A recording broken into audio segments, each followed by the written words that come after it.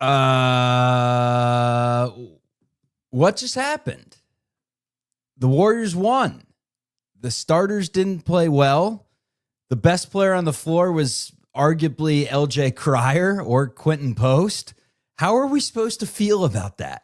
We're going to discuss on today's Locked On Warriors. You are Locked On Warriors, your daily Golden State Warriors podcast. What are they going to say now? Part of the Locked On Podcast Network, your team every day.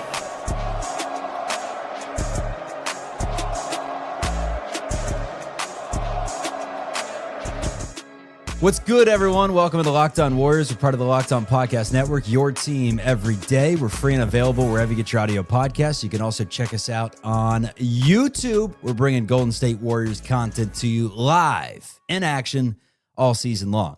My name is Charlie Walter. I cover the team for this show. Mike Loganoff joins for his first ever post-game show in the year 2025. We're going to break down the what the from the game and how we feel about the Warriors preseason win, what we liked, what we disliked. Are the Portland Trail Blazers actually good? And then we're going to talk about the comeback that was for the Golden State Warriors today. Mike, how are we feeling? Just opening thoughts after a wild basketball game, frankly. Chuck, it's preseason basketball. I don't think there's too much to take from it. But 51 points. 51 points by the Warriors in the fourth quarter. If you extrapolate that over 4 quarters, that's 204. So, I mean, if we can keep that up, and the Warriors are going to do pretty well. That's like an all-star game. I don't even know if they're doing that in the all-star game. But good to have you, Mike. Final score, Warriors 129. The Blazers 123. 51-26 is what the Warriors outscored the Blazers by. 25 in the fourth quarter to win by 6 points in the game. Just an absolutely ridiculous win for the Warriors. And look, the players of the game was frankly Post and Cryer and Richard and Gee and Spencer. Those were the players, and that lineup provided the goods. I said Cryer was going to actually have a role for this team. He was going to receive some minutes at some point in the NBA this season. I feel good about that take. Guy's a player. He had 14 points in the fourth. Quinten Post had 15 points in the fourth. We'll get to the end of the game later on in the show. And the reason we're not going to open with the end of the game, because the guys that got it done, frankly, we can make this argument later. Frankly, they're probably not the biggest part of this year's team. I think that's fair to say. So let's start with Jimmy Butler. I saw some on-court coaching between him and Jonathan Kuminga, which I liked. In Butler's 17 minutes, he had 12 points. I thought he looked like the best Warrior on the floor today. Of the starters, I should say. What did Jimmy do that impressed you? What Jimmy does, and I think it's often overlooked, is his ability to get to the free throw line. And the reason why I say it's overlooked is frankly because of the fact of what that means for the Warriors and the defensive side of the basketball. When you go to the free throw line, and Jimmy is as good of a free throw shooter as there is in the NBA. I mean, he gets I think they pulled up a stat today during the game that was 34% of his points scored last season were from the stripe, which is a very, very large proportion of that. And I think that allows the defense to get set. And so when you have an older team with Steph and Draymond and Al not having to run back in transition and chase a long rebound and have to run against young guys, excuse me, Chuck, like Tamani Kamara or on our side, Jonathan Kuminga, it makes it much easier for the defense. And so by Jimmy getting to the line and being able to have a lozenge, Mike, have a lozenge. Yeah. Pardon me. I've been battling a cold, Chuck. Have a sip of the olive juice. You're good. But having Jimmy with his ability to get to the line enables the Warriors to get set on defense, which it seems something that is not the most important thing, but allowing them to do that prevents the other team to get out in transition and to run, gives the Warriors those extra 30 seconds of breath, which over the course of an 82-game season really makes a difference. So that was something that I liked to see Jimmy do tonight. I think also his ability to hunt for shots, especially if that split action is not there immediately, looking to get to his mid-range game and take the shot, even if he didn't knock them all down tonight, looking for that and him being more aggressive is something that would be very welcome for this team, because we saw last year he was a little bit passive. It wasn't necessarily fluid. And so him looking for those shots and hunting for his shot is going to be really important for this team. He's so strong, man. When he gets in that paint, he is so strong for the Warriors. The defense, Warriors gave up, what was the number? 39 in the first quarter. So with the starters in there, 39, second quarter, 34. They only gave up 50 total in the second half, but 39 in the first quarter with some of the starters in there. That scares you a bit. They went bigger today.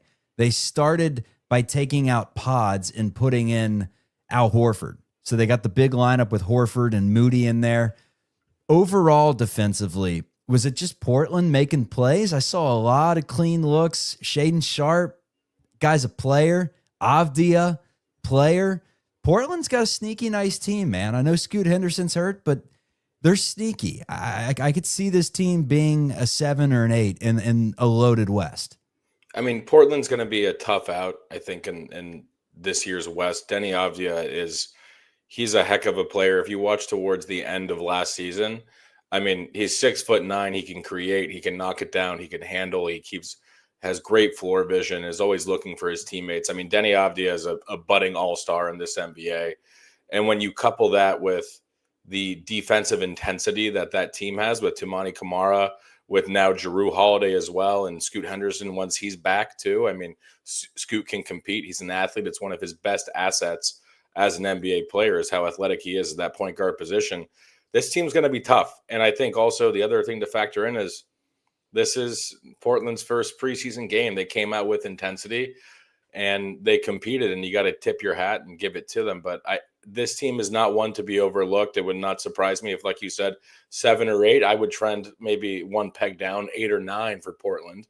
But they're going to be a competitive team. I mean, even with Grant out there too. I mean, last year wasn't his most efficient year, but you're starting like their 7th guy. Exactly. If your starting lineup is going to be one of Scooter Jrue, Toumani Camara, Shaedon Sharpe, Denny Avdia, Klingon, Jeremy Grant, plug them in. Those are all NBA players, and those are all competitors.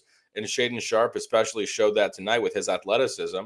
And frankly, Kuminga's block on the defensive end is one of the things that we've been talking about of what we want to see from Kuminga with his athleticism and the way he can compete with those young athletic wings on other teams, and him going straight up and down and meeting Shaedon Sharpe, who is well documented as one of the better athletes in the NBA, is encouraging. So Portland's going to be tough, but I mean, not too much to take from that first quarter, I think.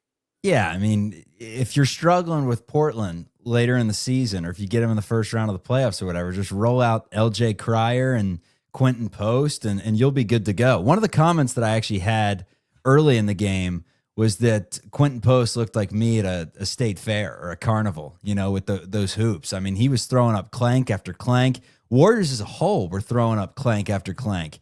And then you looked at their numbers by the end of the game, and they were shooting like 50% from 3. They went 19 of 45. That's 42% from deep, 26 of 34 from the free throw line.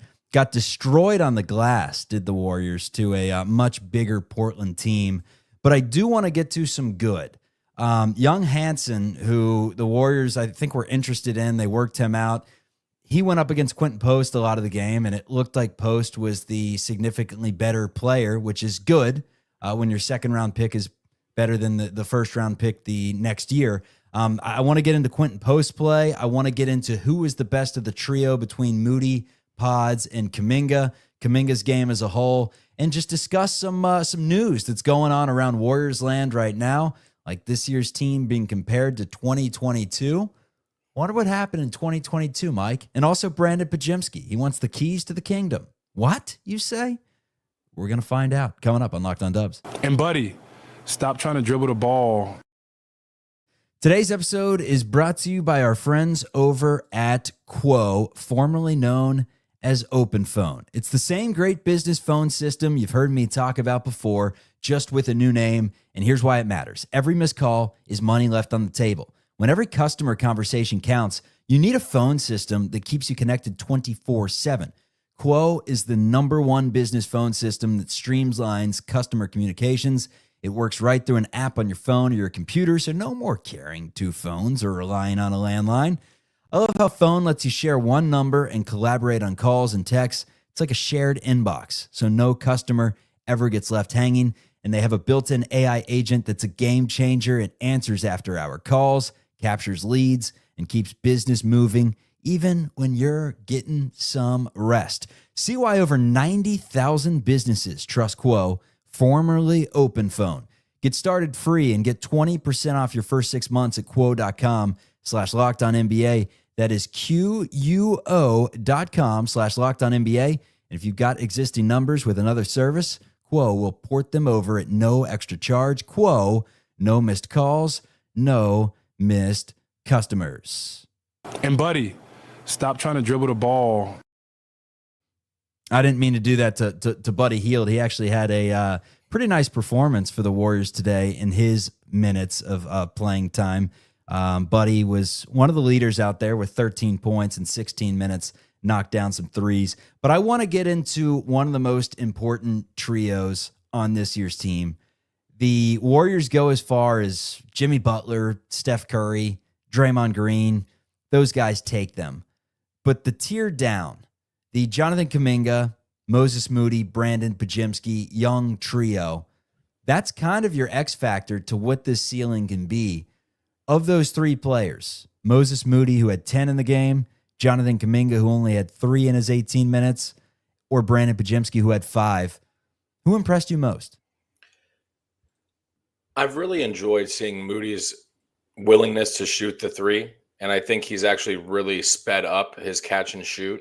We saw that in the Lakers game. We saw it a couple times tonight, but just his willingness to shoot, to have the quick trigger. He has a quicker release. He's no longer back in 2 seasons ago. He worked on this last year too. We'll give it to him, but every time he'd catch the ball, he'd bring it down to his hip as opposed to just catching the chest to rise up and try and knock the shot down. And he, even if he's not necessarily knocking it down, the willingness to shoot, I think, keeps the defense honest. I thought Pods played decently tonight. You know, he took a charge. He was out there. He was active, trying to create for others. Jonathan, what I found encouraging tonight was in the moments when, and this is what we've talked about, Chuck, if he's willing to let the game come to him to just make the simple read. And he did that a couple of times. There was a fast break in the first quarter where he attracted 2. Pods went to the corner and he just sat there and Pods found his spot. And can I give you one play when it was a 3-man game. He went to Pods and then Pods went to Peyton for that dunk and was swatted. Would have been an unbelievable team play had Peyton finished it there, but that's the right thinking. And I thought he just did a lot of dribble, drive, and kick. And that's what you want to see from Kuminga. I mean, I would have, quite frankly, liked to see him take it to the rim a little bit more. But look, beggars can't be choosers. I can't, get on him to, hey, play to make. let the game come to him and then beg for him to press. Yeah, you can't have your cake and eat it too. So I liked what I saw there. I do think he got frustrated with a few misses. And there was one quarter, I think after the first, he went to the bench a little bit frustrated. But overall, it's a preseason game.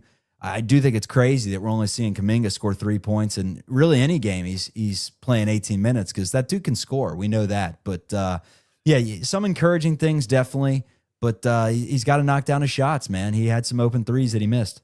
But also, too, I mean, I don't think we necessarily want Kuminga to be constantly hucking up threes. I think him being patient. He had another pass, and I think it was the third quarter or the start of the fourth, a pass to Buddy where Buddy knocked another 3 down. And so it's those little – for Kuminga, it's the little things. It's not the big things. We've always known he can get to the rim, he can score, but it's these little things and letting the game come to him, finding his open teammates, not forcing it, not pressing. And, I think there was a passage of play when we were texting during the game, Truck, where, he had a moment where I think he was a little bit frustrated. He hadn't gotten to the hoop and he tries to drive. He drives into 2 and he turns the ball over. And so it's the perfect example in the juxtaposition of when he lets the game come to him. When he plays within the system, he can create for others as well. And he doesn't need to press to create for others. And I think if he continues to develop in that way and to play defense and to, use his athleticism, like we talked about with Shaedon Sharpe, to crash the boards. There were a couple of times when he was skying for rebounds against, the trees down low. Those are the sorts of things. And those are the ways that I think he can really help this team win. And then when he's out there with Steph and with Al and in the future with Melt, and then he has the driving lanes, get to the rim, go finish in the paint, put pressure on the rim, suck the defense in, kick the ball out, do those sorts of things. And I think as he continues through this season, and especially even with little things like that moment where we saw Jimmy talking to him after the game, starting to feel confidence from the vets within the system too, I'm bullish. I mean, ultimately, we would both love to see Jonathan do well this season and to develop in the system and develop as a player. I'm going to give you a loaded question. First of all, I do believe that Portland is sneaky good. They got some dudes. I say 7-8. You say 8-9. Tomato. Same thing. I think they're a low-end playoff team with some upside. But they deny entry passes. They make you uncomfortable. They have athletes. They have some bodies with Avdia coming off the bench. They take the 20-point lead entering the fourth quarter, or damn near 20, 18, 20, whatever it was, entering the fourth. And LJ Cryer, Quinten Post, the two culprits that ruins Portland's night. I guess if your night's ruined losing a preseason game, I don't know if Chauncey and company care, aside from going to the chalkboard and figuring out what exactly went wrong. But how did the Warriors win this game?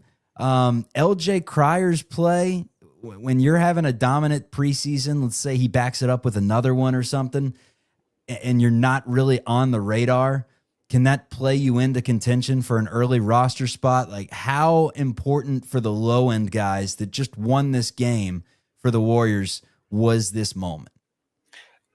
If anything, I think it's, of all the guys that you just named, I think it's most important for Quinten to get his reps. And I think it's most important for him to see the ball go down. I think I was a little bit disheartened with the fact that he wasn't knocking shots down until basically the fourth quarter. And I think he has to realize that if he wants to impact the game, he needs to shoot at a high clip. They were talking, Kalena and Bob, throughout the game about how he led the team in 40% three-point field goal percentage, and how it's such a big deal when you have someone named Steph Curry on your team and whatnot. But I think Quinten has to show up every single time he gets on the floor, ready to compete and ready to knock down shots, because ultimately, if you have two stretch bigs with Al Horford and with Quinten Post, having them knock down shots and shoot confidently will enable this team to play at an entirely different level. It opens up the floor for guys like Jimmy, Draymond, and Jonathan. And if Quinten comes in and he's not necessarily ready to play, not saying he wasn't out there not competing, but just if he's coming locked in, ready to shoot the shot every time on that pick and pop, or even on a ball swing, on a rotation, that's going to unlock so many things for that second unit, because it opens up the lane and it pulls out the opposing defense. And so I think for Quinten, that was the most important thing. I love to see Will Richard, an NCAA champion out there competing. You saw him pressuring the ball, and it's those little things. And Cryer too, even having the gumption to do an in and out dribble and a pull up for a three to take the lead. I mean, you got to tip your cap. I mean, for those guys, it's important because you're battling for that last roster spot, or a little bit of an extra look on the two-way, whatever it is. And so for all three of them, it's just exciting to see these guys come out and compete. I think LJ can ball. Anyone that watched, college basketball and a lot of Houston basketball over the years, I mean, they've had some great guards from, Jamal Shedd and Rob Gray and Quentin Grimes. Like the list goes on and on. Jarris Walker. Like, they've had unbelievable players come through Houston. And LJ Cryer is as good as any of them from just a basketball perspective. He just doesn't have the measurables. I mean, he's tiny out there. And I mean, he's not Muggsy tiny, but he's a little guy, and it holds him back from maybe getting the opportunities. And so when he does get an opportunity like tonight and showcases what he can do, it's huge for him. I mean, tip the cap, and maybe not the last we've heard of LJ Cryer making the most of his opportunities, man. It makes you happy, brings a tear to your eye. Tip your cap, like you said. He played well. He competed. That's all you can ask for. All right, let's get to some comments that were made by Mike Dunleavy during the game. Warriors beat the Blazers. What's that, 7 straight wins in the preseason at this point, Mike? I mean, God, they keep finding a way to get it done. From Lindy Waters hitting a deep 3 to beat the Clippers to start last preseason, to a 51-point fourth quarter to lead to a W. We'll be right back. And most importantly, he a dog. We need more dogs. Today's episode is brought to you by our friends over at PrizePicks. Every day we make decisions, but on PrizePicks, being right can actually get you paid. Don't miss the excitement of this football season with PrizePicks, where it's good to be right. It's always good to be right. Playing PrizePicks is such a fun, simple way to add more excitement to football. You just pick more or less on player projections, like Josh Allen's passing yards or Saquon Barkley rushing for a touchdown, and you're in the game. What I love about PrizePicks, it's quick. You make your lineup in under a minute. My favorite part, they just added stacks. So if I want to ride with a player, I could select their pass yards, rush yards, and touchdowns all in one lineup for a little extra juice. Download the PrizePicks app today and use code LOCKEDONNBA to get $50 in lineups after you play your first $5 lineup. That's code LOCKEDONNBA for $50 in lineups after you play your first $5 lineup. PrizePicks, it is good to be right. Forget that. We champs. Why are you starting with that question? We got 4 championships. All right, I want to get to a comment that Mike Dunleavy made during the game. He was up in the booth with Fitz and Kalina. And if anything stuck out to you, feel free to throw in your piece on this. But what stuck out to me is Fitz at one point asked about age, citing the fact that the Warriors have a bunch of old guys or seasoned players. And Dunleavy kind of snapped at him like, you know, we're not old. We got good basketball players, and this isn't a 10-year plan. Like, sure, they'll be old in 10 years. Sure, they'll be old in 2 years, but this is the right now. And all these guys are just veterans that can play. We don't look at our team that way. What do you think of those comments from Dunleavy? Does that make you view this team in a different way? I mean, the Golden State Warriors, Chuck, that's who they are. But I mean, I liked what Mike said, though, too. He said, you know, these are some of the best to ever do it, you know, and you look at that.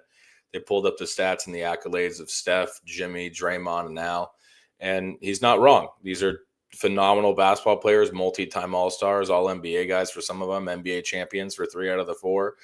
And if you put those guys in a 7-game series, they're going to be tough to compete against. But what I also liked, what Mike brought up too, is where he kind of countered and talked about the fact that, yes, you know, we have veteran leadership, but there's also youth that's up and coming within our franchise as well. And so whether that's the great triumvirate, if you will, that we've talked about of Pods and Moody and JK, they also have the other guys around the fringes, right? Of the Quinten posts, of the TJD, who I also liked what I saw tonight. He looks more athletic than he was last season. And that I think is a big part of his game, right? We've seen him elevate and dunk on Wemby. We've seen him meet Jaylen Brown at the rim. And so I think that there's an understanding of what this team is within the locker room and within the front office. I think there's alignment of that. I think the Warriors know that they have to keep, you know, this old guard healthy to compete. I think there's an acknowledgement of the fact that they probably have to get to be a top 6 seed in the West because, you know, I was talking about this with our mutual friend Carrie recently, but it makes you think if the Warriors wouldn't have been in the plane and they would have had those extra 3 days of rest, does Steph's hammy hang up, or does he not pull his hammy in the playoffs against the Timberwolves? Right? Does it hang in there? And so I think there's an awareness that they have to leverage the youth of this team. Pods will need to step up, JK especially, if they don't move off of him. Moody as well, Quinten Pose. DeAnthony Melton stepping in there when he can, as well as Buddy with some veteran leadership in that second unit. So I think there's just an acknowledgement of these veterans can't compete. You don't want to see them in a 7-game series, but the youth is going to need to step up too. I mean, if we're having inconsistent play like we had last year from the younger guys, it's going to be a long regular season. That does not bode well for the postseason. Box score run through. Draymond Green hit a couple of threes. He had 9. Butler had 12 in the game. No points for Al Horford. Quick thoughts on Horford's 11 minutes. Didn't really see a ton from him. Offensively, though, I will say, did have a couple of nice assists. He's definitely a mover. He's definitely a spacer. He knows where to be on the floor. So I'm not worried about Al Horford. Not at all. I think what I really like to see Al is he's been a plug-and-play kind of guy in the system of setting off-ball screens, handoffs, and screening. I think he looks great in the offense. I'm not worried about him. Yep. Curry had 11 in his 16 minutes. Moody with 10, 3 for Kuminga, 2 for Jackson Rose, 6 for Trace Jackson Davis, 5 for Guy Santos, 20 for Quinten Post, 13 for Buddy Hield, 4 for Gary Payton, 14 for LJ Cryer, 6 for Pat Spencer, 5 for Brandon Pajemski, 9 for Will Richard. Tally it up. It's 129 total. Final thought I want to get to on the show today is that Steph Curry may just lead the league in 4-point plays this season, may set an all-time record in terms of 4-point plays. We saw one today. And the reason I bring this up specifically this season, although it seems like every year of Steph's career, he continues to have more and more 4-point plays. It's crazy how whenever he's fouled on the three, it seems like it always goes in, you know? He's never missing when he gets fouled. But they got the new high five rule change where basically refs are now looking for that secondary swipe on the follow through that everyone was complaining about in the Rockets series, that Dylan Brooks was, he was swiper, no swiping. Shouts to the Explorer, Dora. Anyways, you saw some of the refs actually go to team facilities and discuss some of the rule changes. Jokic was notoriously kind of, having a word with the refs about some of the issues that he had on certain calls, but they called it on Steph tonight.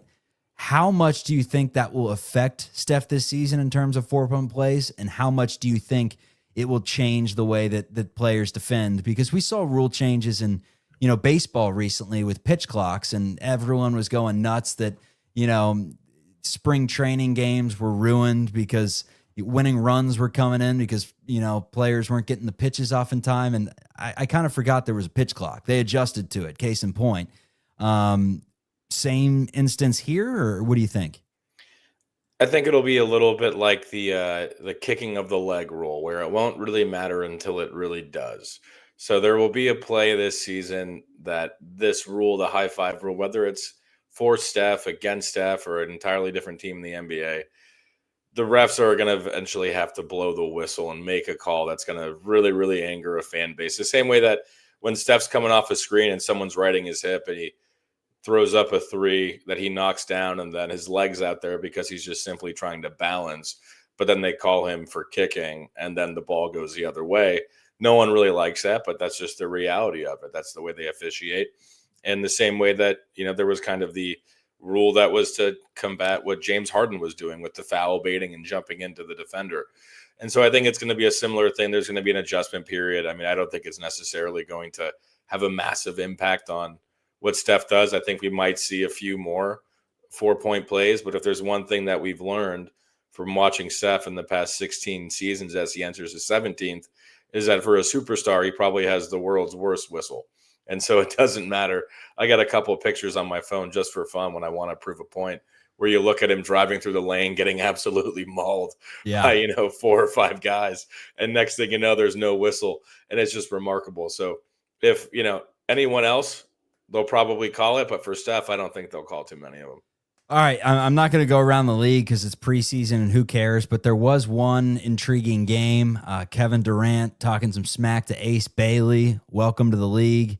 And in Ace Bailey's first preseason game, he made some teams look foolish for following their decision to not draft him. He was 11 of 16, had 6 rebounds, 3 assists, 2 steals, and 25 points for the Utah Jazz. He's got a nice blend of size, of ability to handle, ability to hit the mid-range, even extend his range to deep, and just a nice player, can pass too. Meanwhile, for the Rockets, they were led by Kevin Durant, who had 20 points in his Rockets debut. Looked really good with Şengün in that 2-man game, and Şengün looked good in their first preseason win.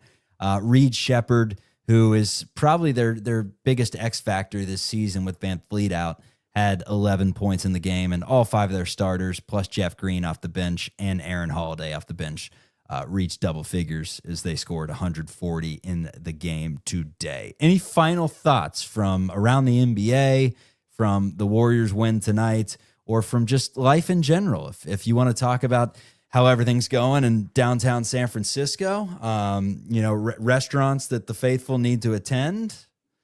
Well, besides Original Joe's, Chuck, I don't have much else. A Sam's Burger late night? Sam's Burger, in the words of Anthony Bourdain, that's a good burger, top 3 in the world. It's a damn good burger. It's just a good establishment, man, because you're going by all the Italian, and you're just like, God, pasta, it's nice. Pizza, it's nice, but I want something else. And you take that right there on Broadway. You take the left, walking by the Garden of Eden. No, but you take the right there, man. And Sam's cheeseburgers, just, they don't make them like that anymore, man. It's good stuff. They don't. Anthony loved them. We love them, Chuck. And I think what we love more than a Sam's burger is some good Dubs basketball, and they got the job done tonight.